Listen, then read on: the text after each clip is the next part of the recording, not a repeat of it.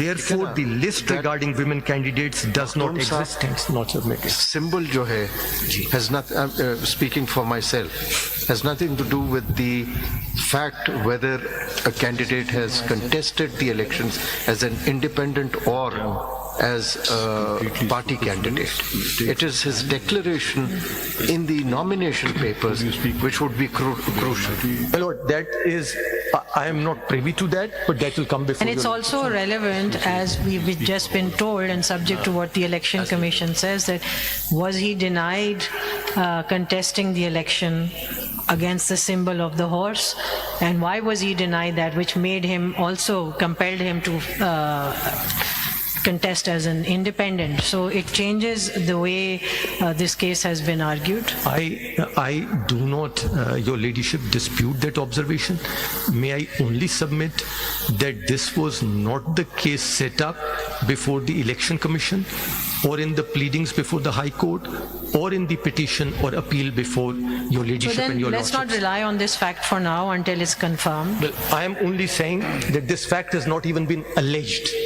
Throughout these proceedings, this is not a contested fact. This letter does not show that they were denied the symbol or they were not allowed to contest it. It's a very simple letter. They themselves inform the ECP. This letter Not does. the case. This letter does not show, and my lord, the pleadings do not show that they wanted to contest and on the symbol of a horse. It means that there was a symbol was available. They say that nobody contested the election on the symbol. It means there was a symbol.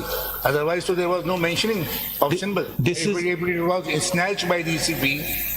Then what is the fun of mentioning this case? Nobody contested the election on the symbol. There was a symbol then. Insofar as I am concerned, till this disclosure made this morning, this was the undisputed position from the pleadings of the parties. And that was the basis of my submission. Ali Khan, I think it's pretty settled law that everything has to be said on the basis of pleadings. Yes. I mean, law points, of course, you can agitate. Now, so sorry, we will go by what the pleadings are. Unless there's something in the pleadings saying to the contrary, fine. My lord, my friends with It's neither our case to build up someone's case, nor is it our job to demolish anyone's case. We will go by the facts as have been stated. It's for the other side to say this fact is not factually correct, or that's your prerogative or their prerogative. My lord, my friends with the matchless industry will be able to point out if I am in error on this, but my case before this honorable court is that this was not a fact in issue before either the Election Commission of Pakistan or before the Peshawar High Court, or even before this honorable court in the pleadings submitted before this honorable court, first as CPLA or as civil appeal, or even in the very elaborate and extensive submissions made over the course of 3 days. You see, from your point of view, nothing turns on this fact. The relevant argument from your point of view is proportional representation system.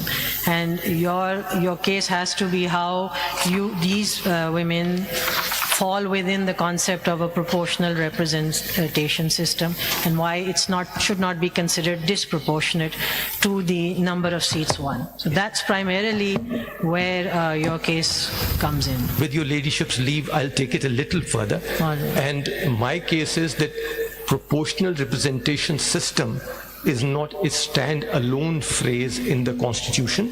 It is the proportional representation system of political parties' list of candidates. Fair enough, but from that list, proportionately named reserve seats के लिए लिए जाएंगे. So you would have to explain this concept of proportional representation. ये भी आप बताएंगे कि क्या ये जो representation है, proportional representation, allocation के लिए क्या fixed criteria है, fixed percentage है, और it varies from situation to situation. कि कितने बुनियाद, suppose आपने 10 सीट्स कौमी असेंबली की जीती हैं तो आपको 1 सीट मिलेगी, आपने 20 सीट जीती हैं तो 2 मिलेंगे. क्या ये फिक्स है या ये चेंज होता रहेगा? The basis on which it has been worked out, the proportion is not exact, and it has not even been exactly worked out even in the Constitution. If your lordship takes a look very kindly at clause 3 of Article 51, Your Lordship will see, in case of women, both the general seats and the women's seats are mentioned.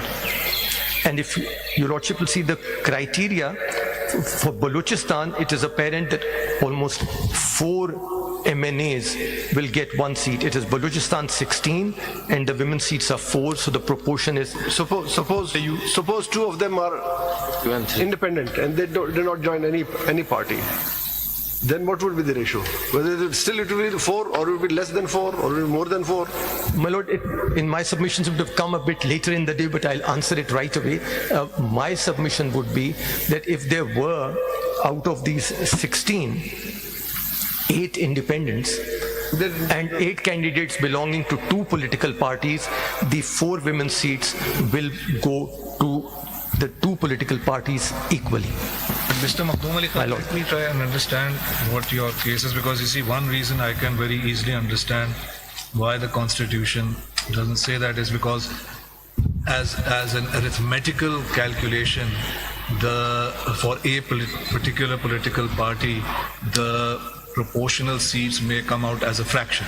And obviously that fraction has to be either adjusted up or down, and I think there's something in the rules that does that. But just to understand where you stand, and since your candidates include, say, PMLN, so just to take that as an example for no other reason, meaning PMLN, got a certain number of reserved seats, right, which is not in dispute, right? Now, I'm just looking at that, so I'm not looking at the disputed number. How did you get that number? Because you secured or won, you meaning PMLN, a certain number of seats, say from Punjab province, because it's province-wise, right? Now, how was it determined that you, PMLN, had won those many seats in Punjab province? Presumably because that many returned candidates fought the election on a certain election symbol, whatever your symbol is.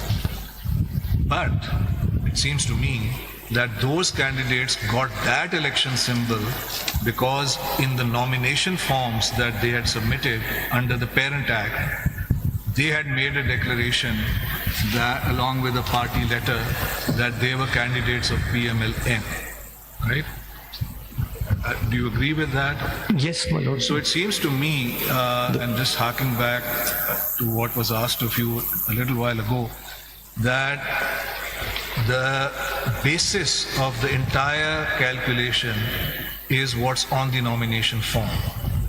That builds up to the election symbol, although I think I would also say that the election symbol is not really relevant for this purpose of this paragraph, but for purposes of the paragraph, it simplifies identification.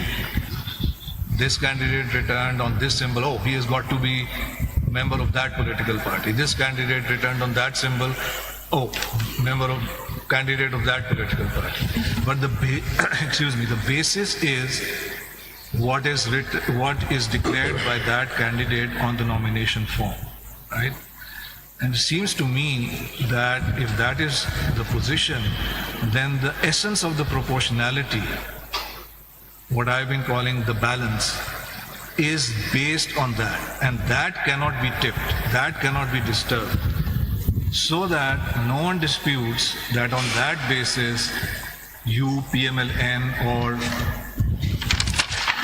you, JUIP, or you, People Party parliamentarian, got a certain percentage of the reserved seats. Question is, how did you, Election Commission, what theory, on what logic, on what reasoning did the Election Commission go beyond that and say, no, wait a minute, they've got what they were entitled to, but now we're going to go beyond that. Where did that come from? My Lord, the way I understand, and I'll attempt to explain it, is that the Constitution very clearly excludes independents. No matter how many are they in number, the proportion is to be maintained between the political parties, and on the basis of their lists, the allocation is to be made.